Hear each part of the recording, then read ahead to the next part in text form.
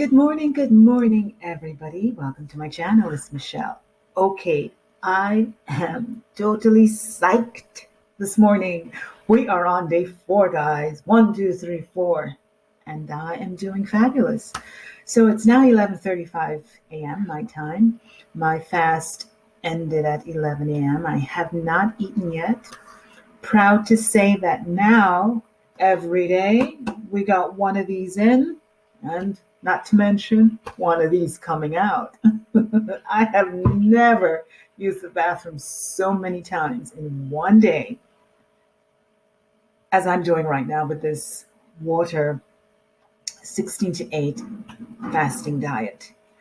So, as usual, I got up at 4 and around 4:30 I went on the scale because I told you guys I'm just going to do this to see what happens every day. Normally, I do not watch the scale, not necessary. This morning, I measured in at 71.4. I was like, kilos. I was like, wow, okay. What did I do differently from yesterday? Absolutely nothing. And this whole diet thing here is looking good.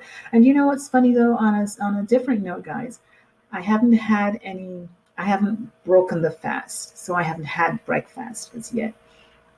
I still don't feel hungry.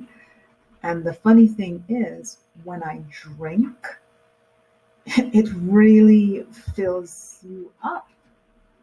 I don't know how to really explain anything other than that, which brings me to the main thinking that there are so many of us who just eat because it's there and not necessarily because they're hungry. Maybe we could do things differently. If we feel the urge to eat something, how about just drink something instead, something liquid, and not necessarily Coke or some carbonated beverage which is loaded with sweets and all that. No, maybe water or a cup of tea with lemon or, soy milk, something along that line. Maybe that could stave off your pangs and actually help you to regulate your weight more. Just food for thought. And I'm only making this suggestion because as I'm going into this diet, I'm realizing that half of the time I probably just eat because it's there and also just eat because I'm not even hungry. And mind you, I'm not fat. However, I like to make sure that I maintain my weight. And I think this is part of the problem that a lot of people who tend to be pleasantly plump than they'd like to be, this could be a part of it, you know. And naturally, I know it all depends on your self control. We all know that, but we're also human. So not everybody can walk into a room, see a chocolate bar laying on the table, and say, okay, I'm not going to eat that. Not all of us can do that. Some of us will be mindful and just take a piece. Some of us will walk away. But let's just say at least 70% of us are going to pick up that candy bar. And even if we don't eat it all, we're going to have a piece of it. So, yes, a lot of dieting or nutritional maintenance depends on your ability to control and do the things you commit to yourself to do. But so far, so good, loving it.